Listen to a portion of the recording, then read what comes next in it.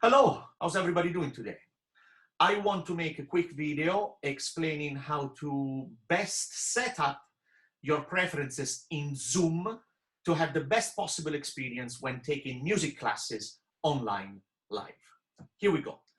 Now, first off, the one single best thing that you can do to improve your online teaching learning experience is to use one of this. Is to work through earphones. Okay, so this is my desktop and you need to find your preferences. I'm on a Mac, but you'll find them in Windows as well. Now I open up my Zoom preferences and there they are. Now, let's see if I can manage to give you a better look.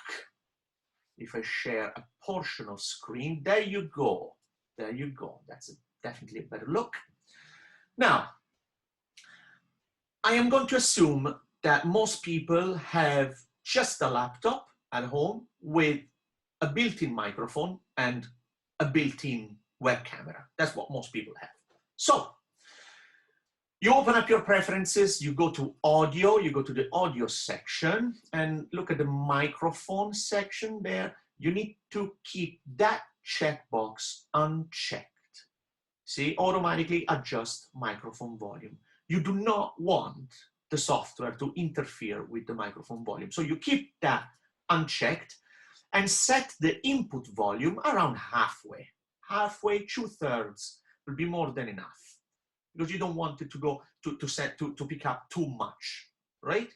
Otherwise it'll distort. So keep that unchecked, keep that just about halfway or 2/3 and you'll be fine, right? As you can see, the input device is the built-in microphone, you see, because that's what most people are going to have in their home, just a laptop with a built-in microphone.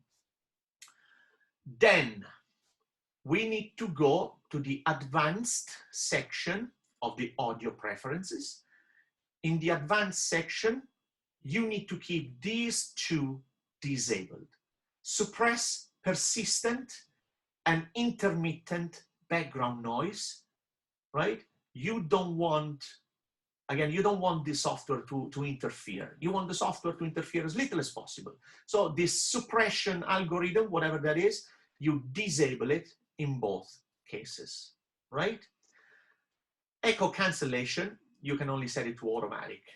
See, it's either automatic or aggressive, just leave it to automatic, right? So disable these two and leave that to automatic.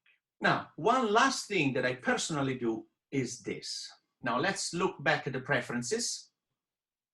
If we look back at the preferences here in the advanced section, there is a checkbox here that says show in meeting option to enable original sound from microphone. And what that does when you check it, it creates a button. You see in the top left corner of your Zoom window, it creates this button which says turn on original sound.